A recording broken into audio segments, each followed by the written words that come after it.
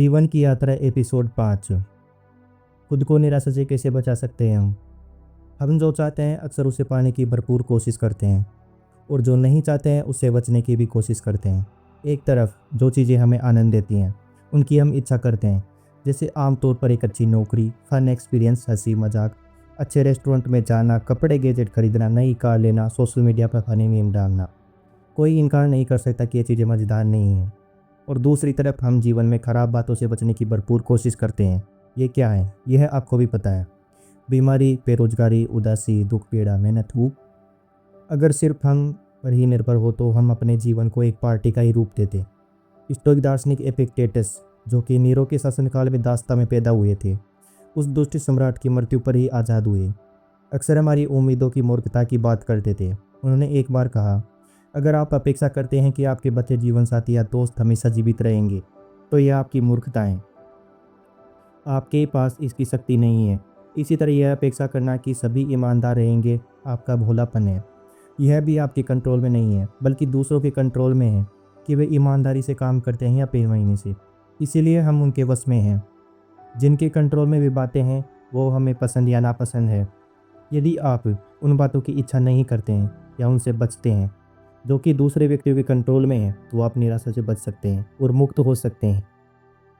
ओह, इसे समझने में थोड़ा समय लगता है ना? एपिक्टेटस सबसे स्पष्ट स्टोइक थे। मेरे विचार से इसीलिए ही वे इतने विश्वसनीय हैं। जब वे ऐसी बातें कहते हैं मैं सुनता हूँ। जहाँ तक निराशा से बचने की बात आती है वे बिल्कुल सही हैं। स्टोइसिज्म दर्शन के माध्यम से दौलत में बढ़ोतरी करने के बारे में आपकी अगला पुस्तक प्रपोजल बनाया। इससे पहले अपनी सभी किताबें मैंने खुद प्रकाशित की थी, मतलब उनके डिस्ट्रीब्यूशन के लिए मुझे दूसरों पर निर्भर नहीं रहना पड़ता था। लेकिन इसकी अपनी कमियां भी थी। जब आप एक प्रकाशक के रूप में काम करते हैं तो आप बेहतर काम करते हैं, खासकर आपका संपादक अच्छा हो। इसी कारण से मैंने अपनी अगली पुस्तक के लिए ट्रेडिशनल पब्लिशिंग का तरीका अपनाने का निर्णय किया, क्योंकि मेरी अगली किताब मेरी सबसे महत्वपूर्ण किताब होगी। लेकिन जब आप इस प्रक्रिया से गुजरते हैं जहां बहुत कुछ आपके कंट्रोल में नहीं है, तो जो आपको चाहिए वह नहीं मिलता है, जो कभी कभी निराशा भी देता है। सही एजेंट खोजने से लेकर एक अच्छा प्रपोजल बनाने तक, उसे प्रकाशकों को भेजने, उनके ऑफर्स के बारे में बात करने आदि प्रक्रिया मुझे करीब 1 साल लगा और किसी भी मोड़ पर स्थिति बिगड़ सकती थी। जब मैंने यह प्रपोजल प्रकाशकों को भेजा तो कई जगहों से नामंजूर भी मिली। निराशा से बचने के लिए हमें उन्हीं बातों पर ध्यान केंद्रित करना चाहिए जो हमारी कंट्रोल में होती हैं। मेरा काम और पुस्तक में मेरा विश्वास है। इससे मुझे पॉजिटिव बने रहने में मदद मिली और इच्छुक प्रकाशकों से मेरी बहुत अच्छी बातचीत हुई। एपिक्टेटस से मैंने उन चीज़ों की चाहत ना रखना सीखा जो दूसरों के कंट्रोल में थी। मैंने किसी भी प्रकाशक से हाँ की इच्छा नहीं की। मैंने यह भी इच्छा नहीं कि मुझे एडवांस के तौर पर एक खास रकम मिले, बल्कि मैंने वह इच्छा भी नहीं की कि मुझे डील मिल ही जाए। मैंने हर परिणाम के लिए तैयार था। अगर मुझे कोई ऑफ़र नहीं मिलता या पसंद का ऑफ़र नहीं मिलता तब भी मैं परेशान नहीं होता। यह ऐसा कुछ नहीं था जिसे अवॉइड में कर सकता हूँ। इससे मुझे पूरी प्रक्रिया में शांत व रेशनल बने रहने में मदद मिली। अंततः कई प्रकाशकों ने मुझे ऑफ़र देने में इच्छा जताई और मैंने पोर्टफोलियो पेंगुइन को चुना, क्योंकि यह ऑफ़र मुझे सबसे ज़्यादा फिट बैठ रहा था। असल में अगर यह पारंपरिक तरीका सफल न होता तो मैं अपनी दूसरी योजना भी बना लेती। मुझे मालूम था कि मैं निराश होना वहन भी कर सकता था और इससे बचने का सबसे आसान तरीका था केवल उन बातों पर ध्यान केंद्रित करना जो कि आपके कंट्रोल में है।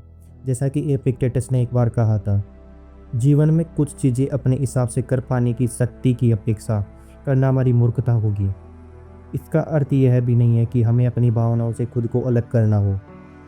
किसी प्रियजन के देहांत होने पर हम उदास होंगे ही, जबकि हमें पता है कोई भी अमर नहीं होता। स्टोइसिज्म का मुद्दा यह नहीं है। ये मुद्दा यह है कि आप अपनी जीवन की यात्रा में संभव परिणाम के बारे में खुद को याद दिलाते रहें। उदाहरण के लिए, जब हम अपने को याद दिलाते रहेंगे कि आपके माता पिता हमेशा जीवित नहीं रहेंगे और रात में डिनर करते समय आप राजनीतिक चर्चा में आपके उन पर हावी होने की संभावना कम होगी। आप सोचेंगे गुस्सा होने का कोई फ़ायदा नहीं है, जल्दी हम में से कोई भी यहाँ नहीं रहेगा। आखिरकार स्टोइसिज्म हमें अपने कारनामों से दूर तक होने वाले असर के बारे में सोचने पर मजबूर करता है। अगर हम ऐसे काम करते हैं जिन्हें लेकर हमें बाद में पछतावा हो सकता है तो हम उनके लिए अशांति ही पैदा कर रहे हैं।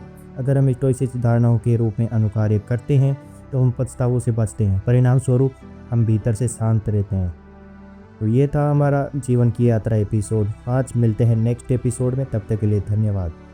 रास्ते थे अंधेरे, दिल में था एक डर, हर कदम पे चढ़ते जैसे हो पहाड़ों का असर, हौसला था साथ मन